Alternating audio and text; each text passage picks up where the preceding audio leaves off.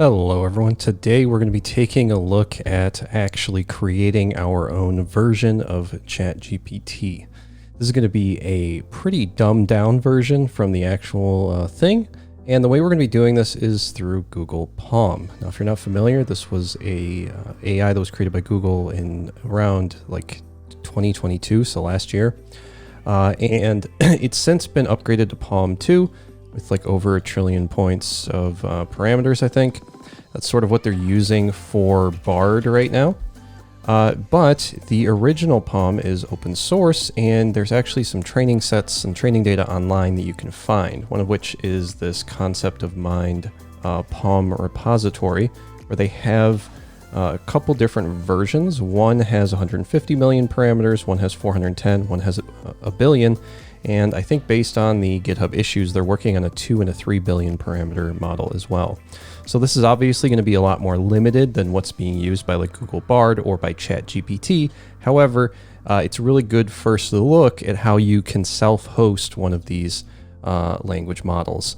So we're going to be trying to do that. Now, of course, because this is implemented in Python, we're going to have to set this up with Python, and we're not going to be using the lazy way of just calling some Python code.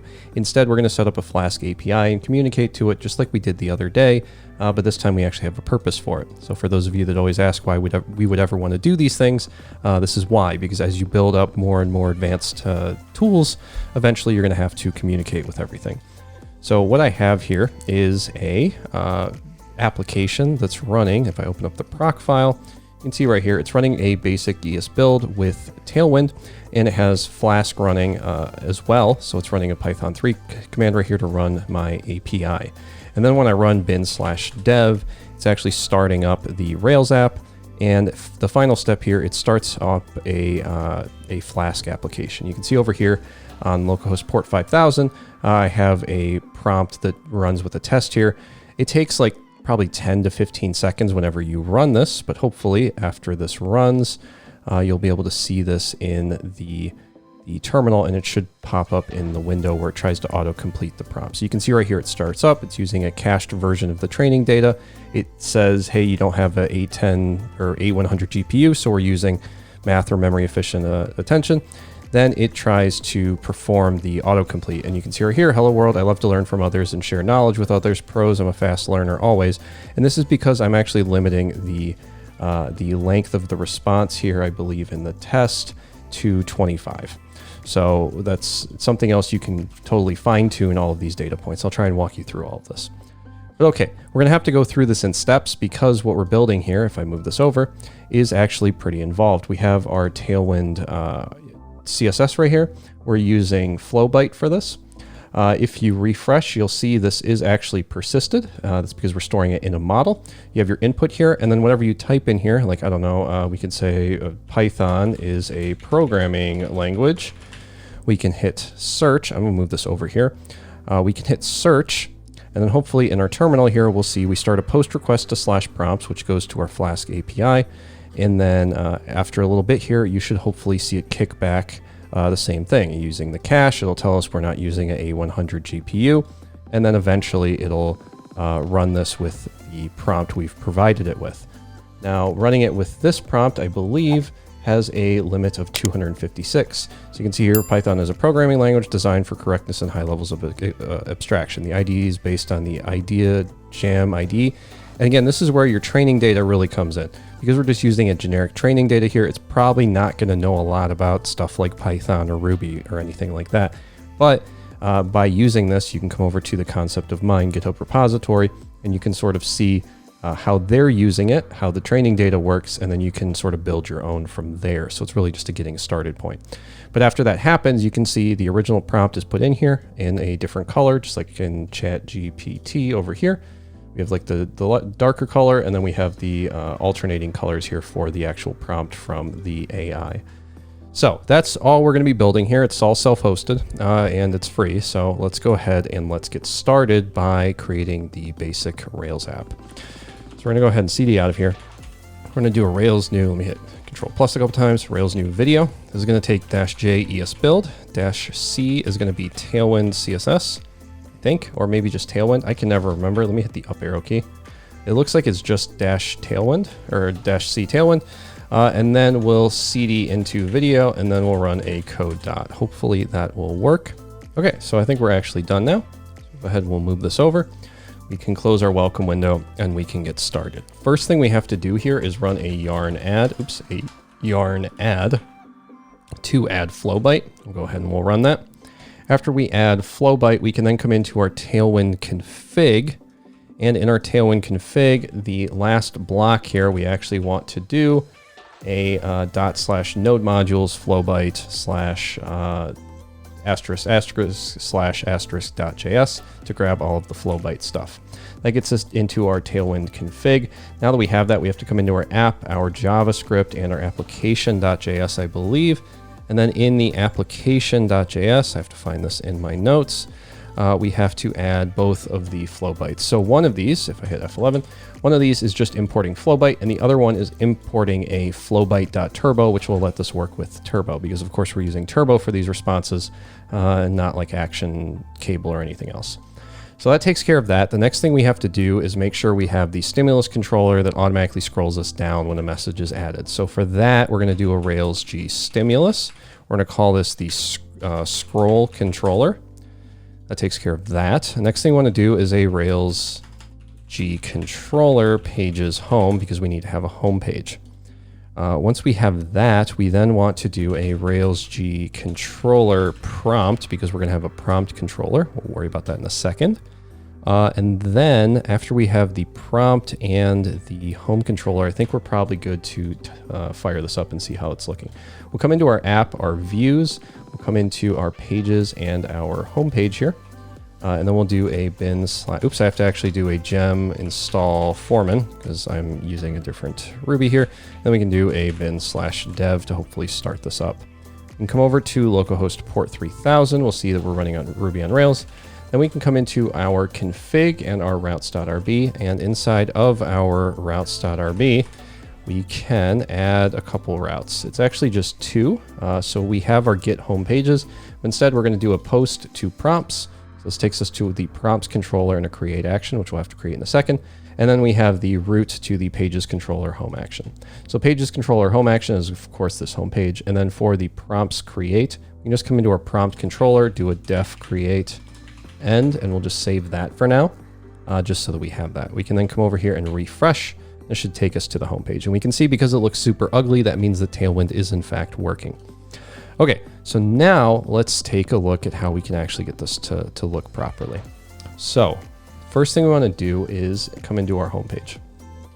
In our homepage, we just want to get rid of all of this. We're going to start with a class of flex-call, and h-screen. And then we want to do a data-controller scroll so that we can connect this to our app JavaScript controllers and our scroll controller. We can come into our connect and say console.log, and we can just console.log hello stimulus. That way we can see that this is actually connecting. So once that's done, let's come over here, hit Control-Shift-I to open up our console. We can refresh and we can see hello stimulus appears here, which means we're at least connecting this stimulus controller. So now we can use JavaScript in here. Let's come back into our home page. Now, what we want to start with is the responses. So we'll just go ahead and we'll do that.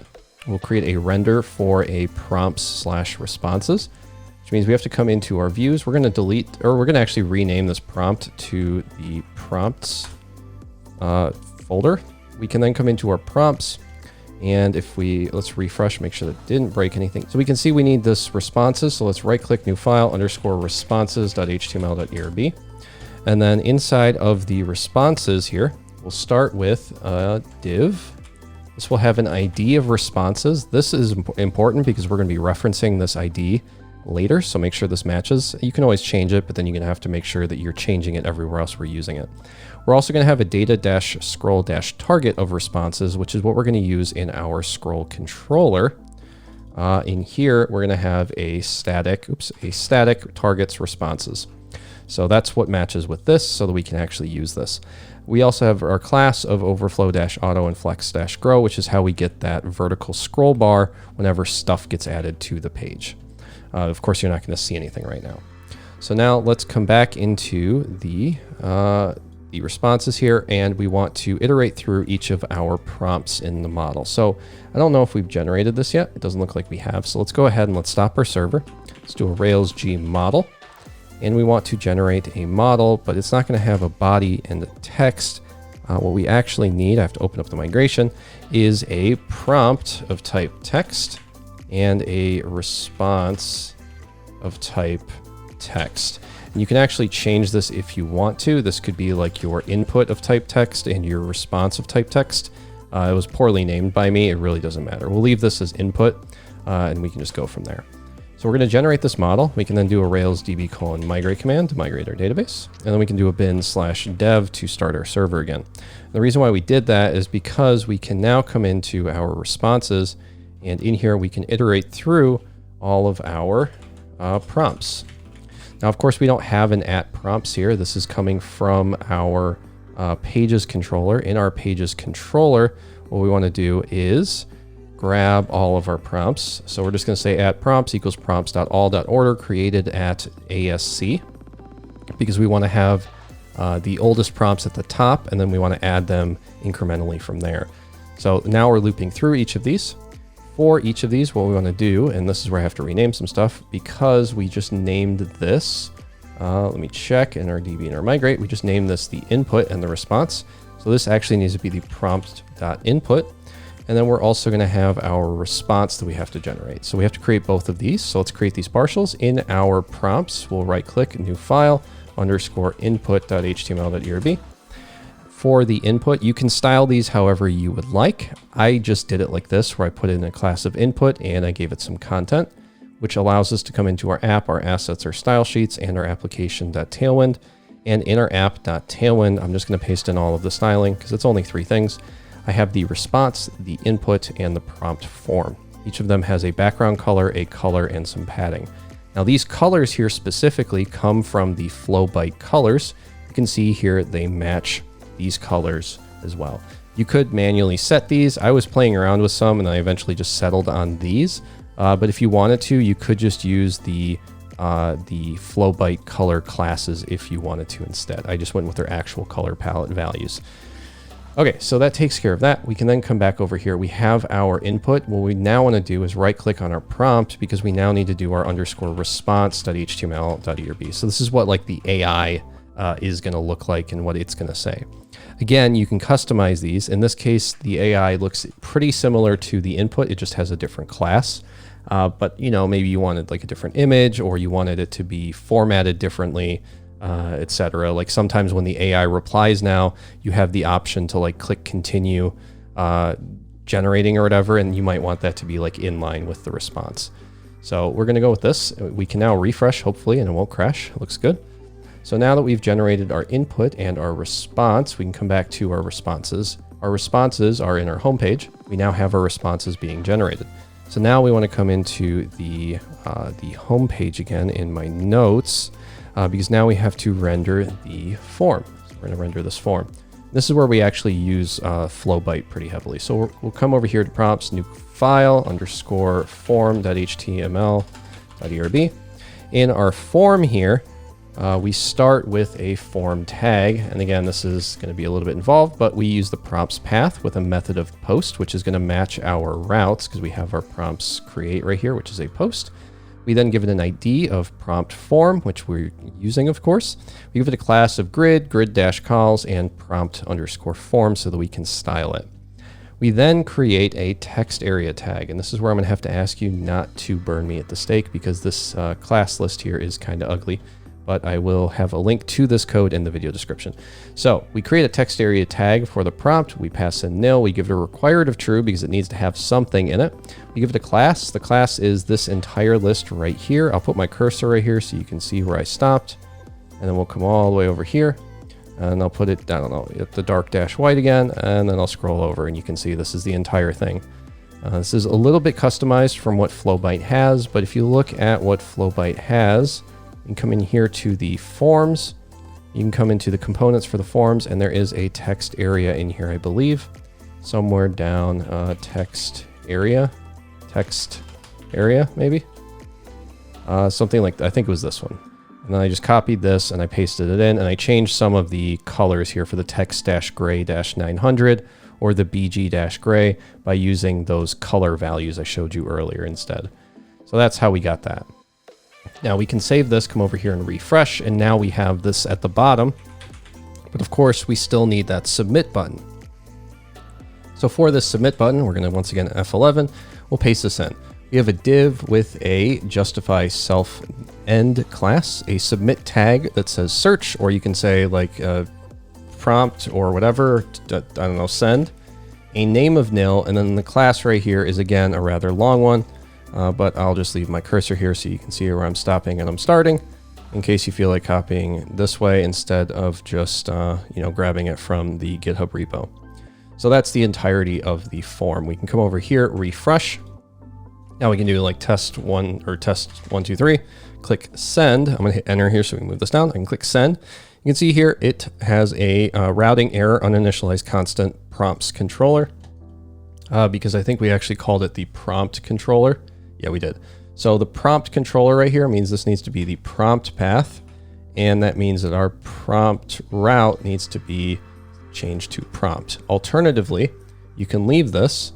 You can come back to the thing here, change this to the prompts path again, and then for our prompt controller, we can just change this to the prompts controller, and then we can rename this to prompts, just like that.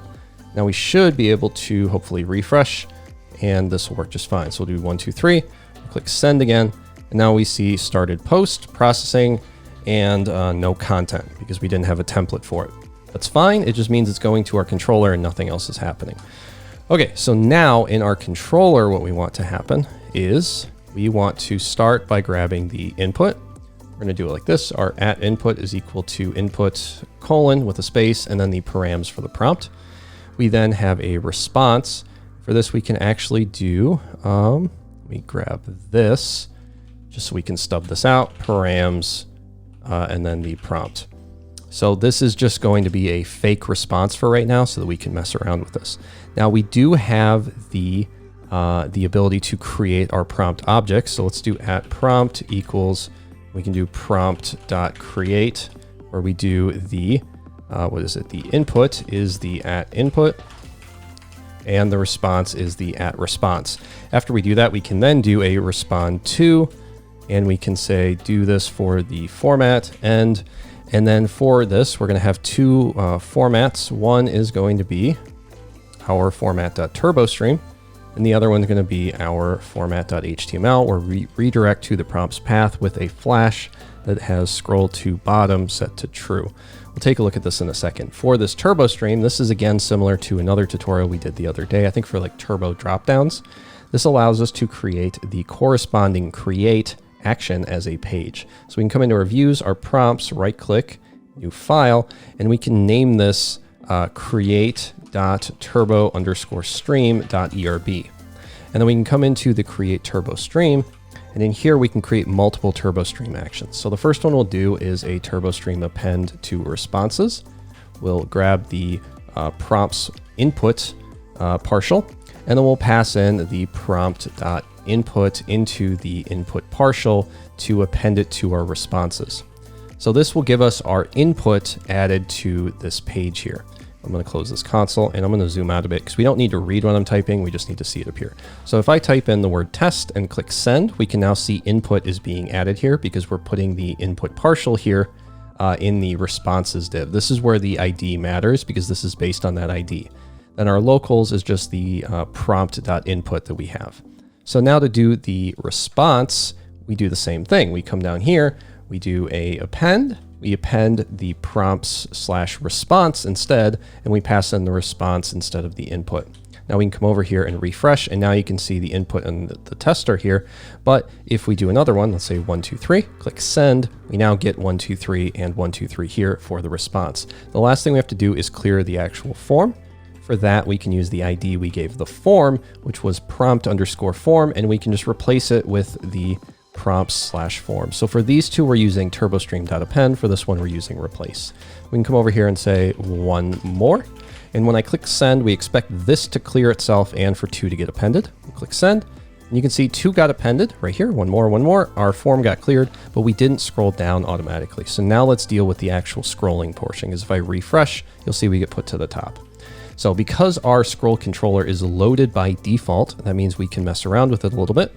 So in our scroll controller, we want to start by calling two different things. Well, I guess just one. The first one is going to be the register mutation observer function. The other thing we have to do is a scroll to bottom. So we'll deal with both of these. The scroll to bottom is pretty self-explanatory. It's just going to be a little method we create right here. First thing we do is we grab the container height, the content height, and the scroll position. We then do a check to see if we are within the bounds that we want to be. So we're going to have a little bit of tolerance here. You can make sure that you are, below the content height, or you're within some tolerance where if you just scroll up a little bit, you're not forced to scroll down again. It's sort of how they tend to do this. It really depends on how you set this up. Sometimes they like it where if you scroll up enough, you don't get scrolled down if something else gets added, right? It really depends on how you want to do this. So once you're in this block, you can just do this .responses target, which correlates to this responses target right here, which is that data target we set up earlier. And that's why we use it, because now we can call scroll top, even though it's not directly on like our controller here, because our scroll controller is bound right here. But the actual responses target is in this prompt/responses. So wherever this partial is, if we come into the responses partial, you can see this right here. So when we do a responses target.scroll top, it's actually going to this one right here that has all of our prompts in it. So that allows us to scroll to the bottom. Now, the other thing we have to do is we have to listen for changes. So whenever something gets added, we're going to do this register mutation observer. It's just going to create a new mutation observer, or we'd say const observer equals new mutation observer. And then we pass in this .scroll to bottom, just like that. And then right below that, we can do, actually, let's get rid of this. Right below that, we can do a observer.observe, this .responses target, child list is true. And that should now, in theory, make it so that when we refresh, we get scrolled to the bottom automatically, as you can see here. And then I can say, I don't know, Shrek or something, just so we have something unique. I can hit tab, hit enter. You can see, I don't know, Shrek or something appears, and we are scrolled to the bottom. Okay, so that's a lot of the front end stuff done. Let's go ahead and let's do a git add dot git commit -m, and we'll say initial front end done, just like that. And now let's do a bin/dev again. Okay, so now that we have that, we can go ahead and deal with the rest of this. So the first thing we did was we need to clone the concept of mind repository. So let's go ahead and let's stop our server actually, and let's get this repository cloned down. Now for this, I did prompt ChatGPT at some point. It grabbed basically the same commands that are from this repo because it now has the browse plugin, which means you can just pass in an actual URL and it will it'll browse that and read it to you if you want to. Now, if you're not that lazy, you can actually just come in here and grab the instructions. So what we're going to do is we're going to clone this directly into our repository. We'll do a git clone, just like this. We can run this. It'll clone this into a POM directory, wherever that may be, right here. We can then cd into our POM directory, just like that. In here, there's going to be a bunch of stuff. The main thing is this requirements.txt. This allows you to do a pip install based on the requirements.txt, which will install all of these requirements for you. You'll see this will run a whole bunch of stuff. In my case, it's already installed because I had it in the other directory. Okay, so now that we have that, what we can do is I can move down to my notes and we can take a look at this. So for our Flask API, we'll just, I guess we can start with the POM one actually. We'll start with the POM. So we'll do a touch for pom.py, and then we can open up this pom.py by collapsing everything here. We can come over to our POM directory and our pom.py. Now in the concept of mind repository, as of right now, there is a inference.py file. Come in here and you can pretty much just copy all of this. And then you can come over here. Oops, you can come over here. Let me move this back over. My recording software. And you can paste this into your pom.py. We're going to be refactoring this a bit, but that's okay. So right now, the way this works is it takes in, or it imports Torch, it imports some other requirements, and then it goes from there. What this will allow you to do though, is it'll allow you to actually run this POM AI. So there's a couple other options here. If we come over to the repo itself, you can see some of the other stuff that they have in addition to the inference.py is like the the train distributed, for example. And as you scroll through this, you can sort of get a better idea of how you can set up something similar, because it is very nicely commented, explains how everything works. And in this case, you can see that there are quite a few requirements for getting this working. So if you're not super familiar with Python, this might be a lot. But in the case of the inference, I think this is a really good place to start. So we'll use that. And this gives you a main method where you can then just use this in the terminal and you can run this. Now, if you don't have the training data downloaded, which they do link to in here, you can come into, where is it? There's a link somewhere where they have the, right here. You can middle mouse click on this to open it up in a new tab. That'll take you here. You can then go over to the files, and in the files, you can find the training data. This is stored with Git LFS, which is like the large file storage. But this allows you to still download it if you click this button. Just be warned, it's like 4 gigabytes of data. Now, when they run it, in here, they're going to see if they have access to it. They don't already, or if they don't already, they're going to load the model, which is going to download that 4 gigabyte model. And I actually have the location it'll download it to over here. This is my local one, but just in case, don't forget to delete this location if you need to save space on your drive. And this is sort of why you have this in like a Flask API, at least in my opinion, instead of just like having this locally in your Rails repo. Imagine your data set's not a billion parameters, it's a trillion parameters. This is already 4 gigabytes. You don't want to have that on the same like drive as your actual Rails project, probably. So just, just be aware of that. Now, that said, once we have this, we could, in theory, then run this. It would just be a quick little command line command, which I can hopefully grab from my history. Let me just do this. Let me do a Python 3 space. So here, we have the pom.py. You can pass in your prompt. You can pass in additional parameters here. They cover this in their arguments somewhere down here, I think. You can see all of the different options you can pass in. You can then run this, and assuming you have this set up correctly, this will work. It'll say, okay, you already have the thing downloaded, or it'll have to download it. It'll do the GPU check, and then after the prompt generation is started, you should hopefully see like a progress bar, just like this one, where it'll step through it. And then once this is done, and this is where you can see like why this takes so long, but once this is done, you should then hopefully have a output sent to you. Now, this is going to be pretty wonky because, again, this is like trained on not a ton of data, and it's the way it's formatted and using the temperature of like 0.9 isn't really great. So you're going to have to tweak these values to get something closer to what you want. But we at least know it's working because I definitely didn't type Pathfinder Armada itself, right? So that's pretty good. Now, we have this. What I want to do instead of what we have is take basically all of this in the main method here.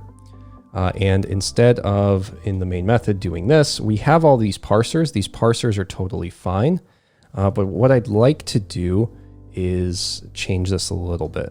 So what I want to do is grab a parser like this, get rid of these two. So now we're just going to have our parser equals parser dot blah, blah, blah. We're going to have our add argument. We're going to come all the way down after all of these add arguments. We're going to do our parse args. So now we have our args, and I'm going to take all of this right here. I'm actually going to cut this. And what we're going to do after the args is we're going to paste in this little bit. This is going to be a call to a generate method. So our generate method right here. And instead of doing everything in the main method here, what we're going to do is we're just going to call main, just like that. You could leave the printing here if you'd want to, but we're just going to call main. And then once we have this generate method, we can come up here and we can create it. So we'll do def generate, just like that. Oops. And for this generate method, this is going to have some arguments it takes. So we can paste these in. It's going to take in a prompt, a sequence. You can set this to a default prompt of like equals hello world. So these are all just our default values. So we have our prompt, our sequence length, our temperature, our filter threshold, our model, and our D type. For our model, we're setting it to the 1 billion parameter model. For the rest of these, we just pass in some default values, and we then have our stuff that's good to go. So the first thing we do is we replace those two lines that we had in our main method, is our allow ops and our torch hub validate not forked.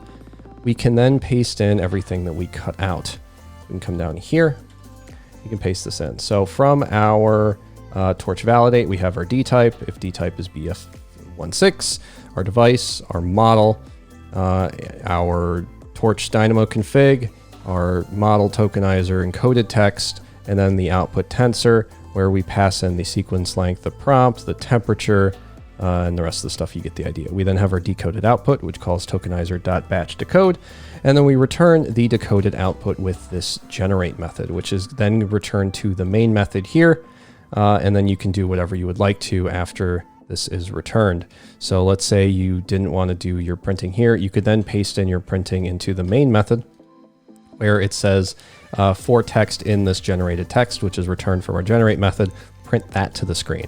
This now allows us to call this main method, but it also gives us access directly to the generate method. And this generate method we can then use in our API file. So let's right click on our POM, new file, api.py. And in our api.py, we can hopefully finish this up. So we're going to start by creating a Flask application. Pretty simple stuff. If you don't have Flask or any of the other dependencies, make sure you install them. After we do this, we can create two different routes. We can create a generate route, which is going to be def generate. And then we can do, we'll just leave this as like a return with some nonsense for right now. We'll just return something like hello world.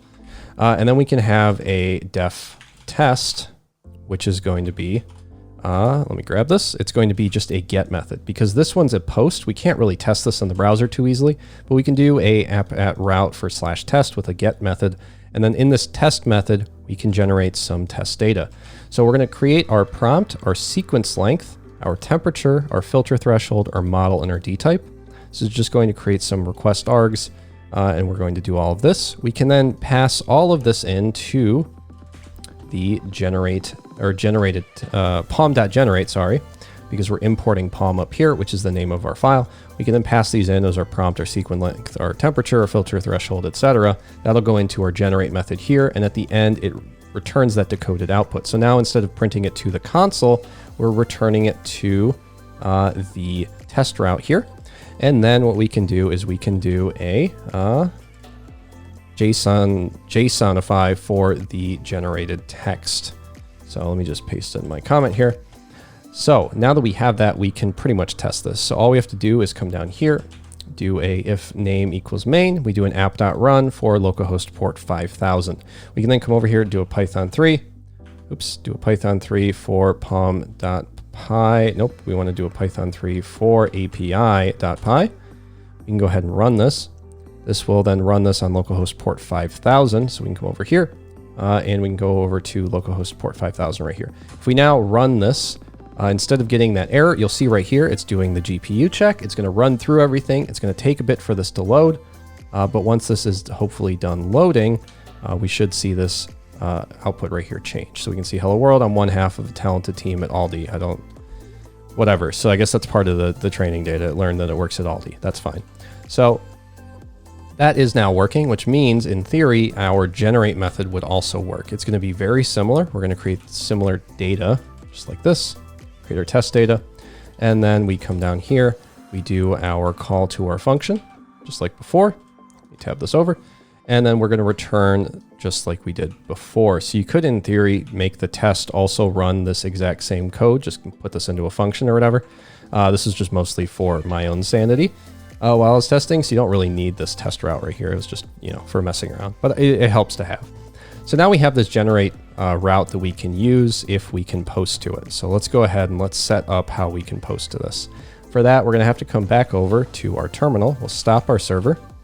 We'll do a get status and do a, actually before we do this, we need to, in our POM directory, this is going to generate a .git folder. So if we do an LL, we should see somewhere, maybe not.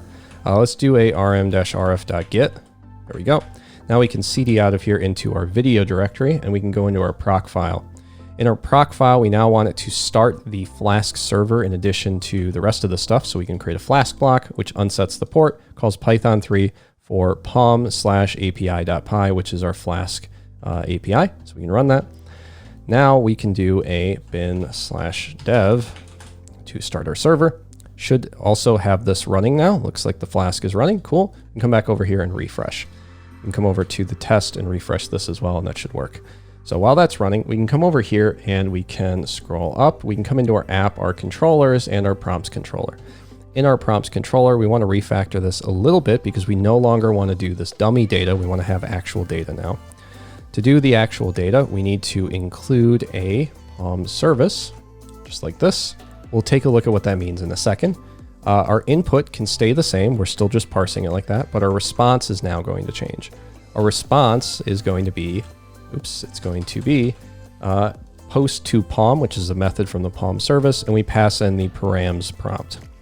The rest of this is pretty much going to stay the same though. So we just have to create this service. For this, we can right click on our app, new folder, call this the services folder. Right click in the services folder, new file, call this the pom_service.rb. And now in the POM service, which I can hopefully find, we need to create a module. And then in this module, we need to extend active support concern. We then need to have a initialize method, which is going to create a Faraday connection. Surprise, we're using Faraday. So let's come into our gem file, scroll down to the bottom, do a gem for Faraday, just like that, which means we now need to stop our server. We can do, and we can see that actually worked. It says you've arrived at our blog, so that's good. We can do a bundle command to install the Faraday gem, just like that. We can then do a bin/dev again. You can come over here and we can come back to our POM service. So now we have our initialize method, which is good. Tap that over. Let's create our post to POM. Now we've covered Faraday on the channel quite a few times in the past, so I'm going to sort of skip through this, but we do a post to POM, pass in the prompt. We have a response, which is a @con.post, which goes to /generate, because again, our base URL is localhost port 5000. /generate is the path itself. It's like this test, but it's generate instead. We make it have a application/JSON content type, and we pass in the prompt to JSON as the request.body. We then do a JSON.parse for the response.body, which comes back as an array, so we grab the first element of that. We can then come over here, refresh this. I'll hit enter a few times. We'll come in here and we'll say Ruby on Rails is a programming framework. Programming frameworks are, and we'll hit send, and we'll see what this comes back with. It does the started post for prompts, has the parameter right here. We can take a look at this. We can see our progress bar going. This is where you would probably want to throw this into a background job. So you'd use something like Sidekick. We can see here GPU detected or not detected. So we're going to be using the non-A100 version, which means this is working, and now it's hopefully going to run through this. It will append the stuff right here. The only thing missing is our input, so we do have to refactor this again. So you can see programming frameworks are powerful tools to allow developer to easily make application changes to the underlying code for blah, blah, blah, blah. Nobody cares. So our input didn't make it through because I accidentally commented it out like a dummy. But what we can do now is we can do one more test where we say, I don't know, the sky is blue. We can click send. We can run this, and then hopefully this will give us back our input as well as our output, and then we can call it a day. I know this has been a bit of a longer tutorial, but you know, this is pretty advanced stuff. No matter how much I try and slice it by just saying copy and paste from a GitHub repository, it is still quite a bit of tech that you're stitching together here. So you can see here, the input is the sky is blue. You could of course get rid of this input if you'd like to and just leave it as the input itself like that. You can see the sky is blue, the grass is green. I have left our beautiful little league field for you to enjoy while we look for a home. So this is just doing like basic autocomplete stuff, but you get the idea. You'd of course have to, you know, train the AI and refine the parameters as you see fit in your generate method. Maybe add some sliders for the user or whatever. But this is pretty close to like a bare bones version of what you'd get with ChatGPT. I mean, let's be honest, it's nowhere near the sophistication level, but for 40 minutes, it's pretty cool what you can throw together. You can of course take this from here and move on as you see fit. So yeah, hopefully you found this interesting and helpful. Hopefully this video manages to go up because this is going to be a long render, and hopefully I'll see you in the next video.